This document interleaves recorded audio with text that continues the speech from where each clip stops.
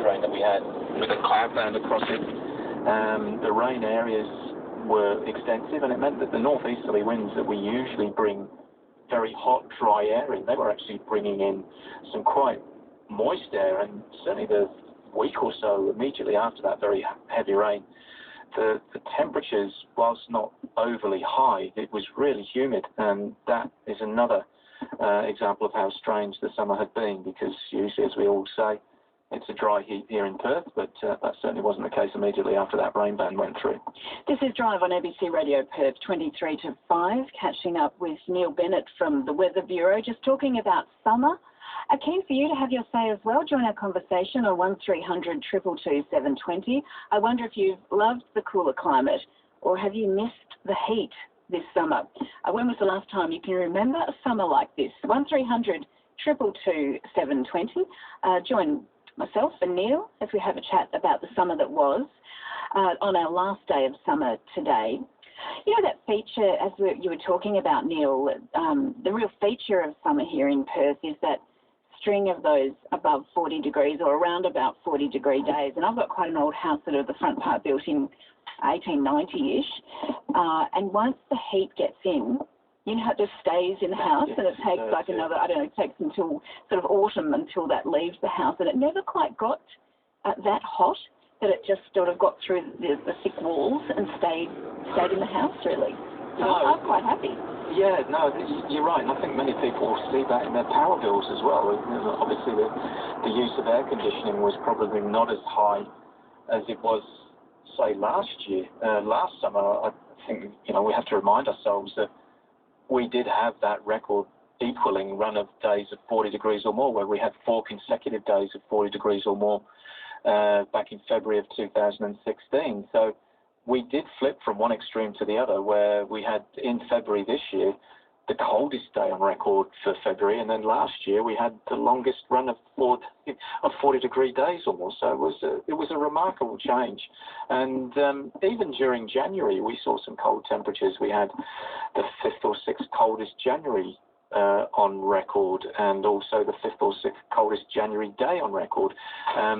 We also had heavy rainfall in January as well. One of the days there, we ended up with one of the wettest days in January that we've seen for a very long time. So we had the 6th wettest January day on record. So all of these records just kept tumbling, but not the real hot ones. But as I said, every now and then we'd come up with a day of 40 degrees or more. And I think when we finally get to look at the figures, we'll see that the days of 40 degrees were relatively high. There was quite a number of them. It's just that people are remembering the really cold stuff all the time. Now, look, I haven't been presenting the Country Hour for a while, but whenever I looked at those rainfall figures, I was thinking this is just setting up the agricultural region fabulously for the growing, planting and the growing season for the grain harvest in particular, but for pasture growth as well. Is that what you're hearing back from the farmers who call through to the Bureau? Yeah, we would. Some colleagues and I were at the Grain Research Development Council meeting at Burswood yesterday and today, and talking to the farmers, and they're all saying that it doesn't really need to rain now. For some of them, they don't want any more because they can't get out onto the paddock. So even if they were in the position where they could see, which is obviously far too early, the paddocks are saturated. They would get bogged, and that makes a bit of a problem when it comes to spraying. So the weed growth is quite strong. So for some areas, particularly down at Ravensthorpe, that is a particular issue. But yes, you're right. The moisture that's gone into the soil, that will sit there for some time now at deep layers. Obviously, the top of the layers now will start to dry out quite rapidly, especially in the next week or so, where we've got temperatures here in Perth that will be hovering around the mid-30s and jumping up to 38 by Sunday. So that will make an effect. Things will brown up quite rapidly, but underneath that subsoil is still there, and you're right, that's setting them up. So they could go a good month, 6 weeks without any substantial rain, and they'd be okay, I think. Steve has sent us a text, and he says, "Loved the summer, no stingers in the ocean. Bliss," according to Steve. I hadn't thought of that. No, I actually didn't get out into the ocean very often. Once or twice I ventured out there, so I didn't encounter any stingers out there, but yeah, that's always a good sign. Did get down to Margaret River and jumped and splashed around down there, and that was pretty chilly. But yeah, I think the days that I did get to the beach, it was beautiful. 18 to 5. Just to finish off for us, Neil, what's the autumn going to be like? Unseasonably hot as a result of what we've seen over the summer? It tends not to follow in that way. We don't have any major drivers of the climate that are swinging into play, but the outlook for the next 3 months suggests that the odds of above average temperatures in the southwest are probably higher than the odds of below average. Obviously, you can never rule out that it will be below average, but certainly the start of autumn, as I mentioned, the first 3 or 4 days, we're looking at temperatures hovering around the mid to high 30s, so a bit of a warm start to it. And then it does look as if, as we move through that 3-month period, that the suggestions from the outlook is it's more likely to be above average than below average. Mike from Hillary's has texted through, Neil. He says, the worst season in Perth for the air conditioning industry, around 10 air conditioning companies gone under.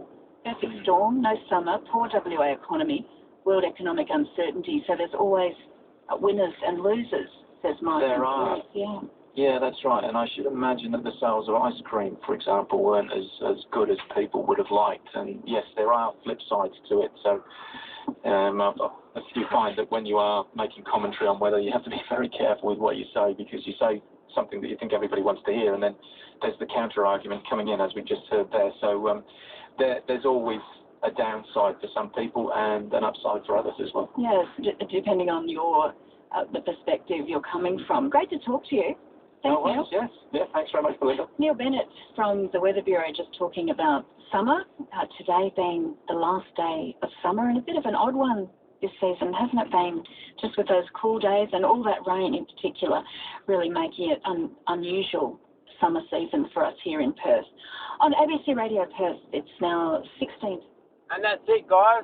Neil Bennett, obviously telling us there, we missed the start of that interview there, but it was the wettest February day, summer day, since 1955, where we did get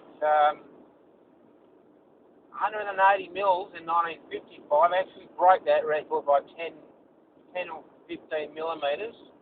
So yeah, we went through what was the wettest summer rainfall event ever. We ended up with 190 millimetres for the summer event, and that's a record, because usually in Perth it's, like I said, 40 plus dry heat most years.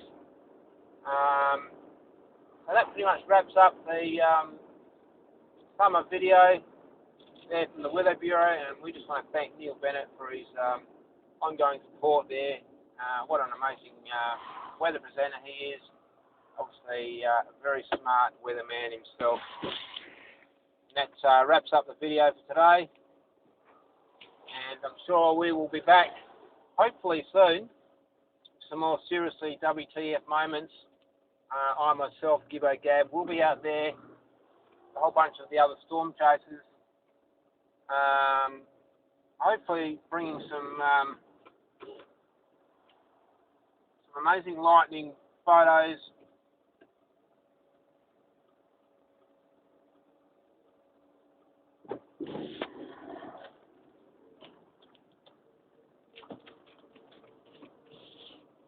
Amazing lightning photos and obviously videos.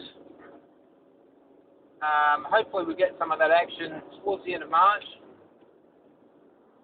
But at this stage, back roll on summer was, as I said, pretty unusual to have all of that rainfall, and also the coldest February summer day ever. Top total there of 17 degrees, and I had to work in that. And I've got to say, it was freezing, absolutely freezing. I had my big jacket on, and I was all decked out.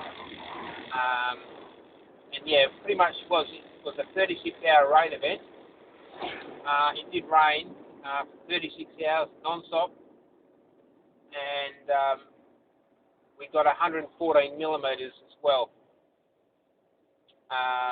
In a 24-hour period, and the rest of it was just a light rain.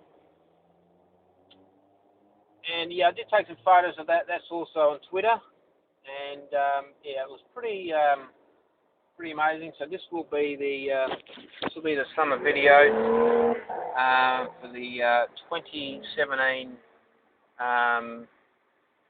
event.